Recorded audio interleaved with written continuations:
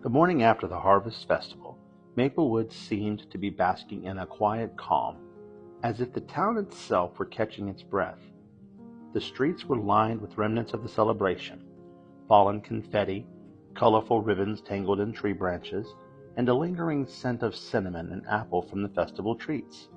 Amber awoke feeling a familiar warmth, her mind replaying moments from the night before, the music, the laughter, and Sam's hand in hers.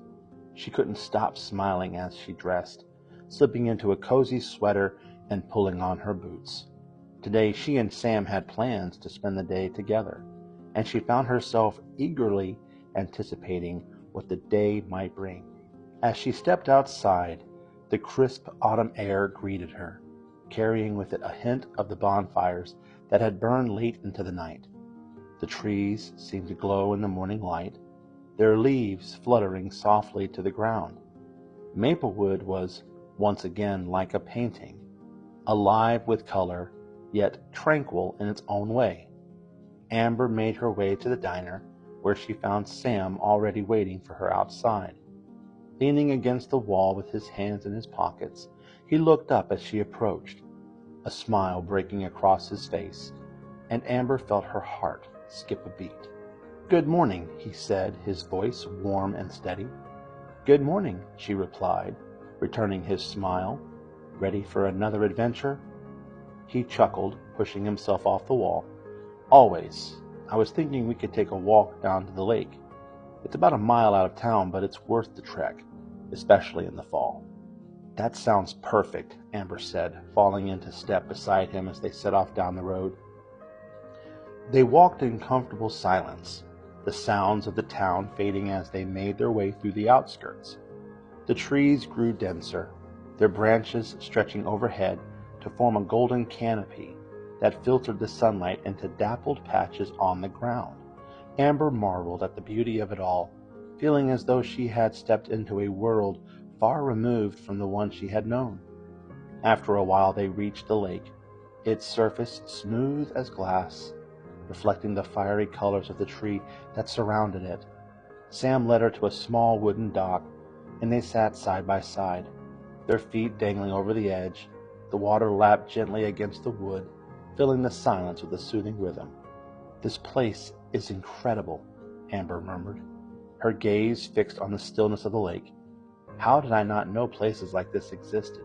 Sam glanced at her, his expression thoughtful.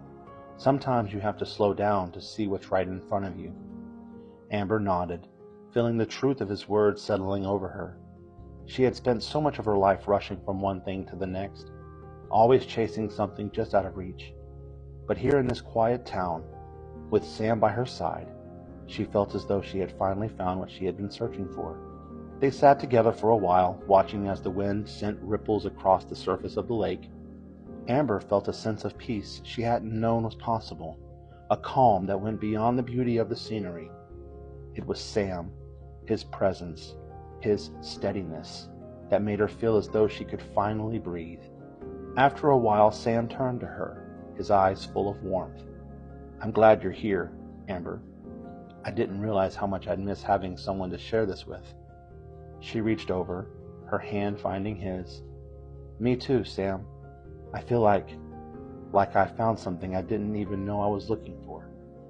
They shared a quiet smile, the world around them fading as they held each other's gaze. In that moment, Amber felt a certainty that she hadn't felt in years, a sense of belonging, of being exactly where she was meant to be. Eventually they stood making their way back toward town. As they walked, they laughed and talked, sharing stories from their pasts, each word bringing them closer together. Amber told him about her childhood dream of adventures, of seeing the world and making a difference. Sam shared stories of growing up in Maplewood, of the summers he'd spent swimming in the lake, and the winters when the town would transform into a snow-covered wonderland. They stopped at a small hidden grove along the path, where a swing hung from an old oak tree. Sam grinned, stepping forward to test the rope, and then gestured for her to sit. "Trust me," he said with a playful gleam in his eye. "It's the best view in town." Amber laughed, taking a seat on the swing as Sam gave her a gentle push. She felt a rush of exhilaration as the world spun around her, the trees and skies blending into a blur of colors. She let out a laugh, the sound echoing through the grove, and for a moment she felt like a child again, free and unburdened. As the swing slowed, Sam stepped closer, catching it in his hands to bring her to a stop. Their faces were inches apart, and Amber felt her breath catch as she looked into his eyes. The world seemed to stand still, the only sound the rustling of leaves in the breeze. Without thinking, Amber leaned forward, her lips meeting his in a gentle, tentative kiss. It was soft and warm. It felt like the culmination of every quiet moment they had shared. When they finally pulled away, Sam's eyes were bright, his smile soft. "Amber," he whispered, his voice full of emotions. She reached up, placing a finger to his lips. "You don't have to say anything. I feel it too."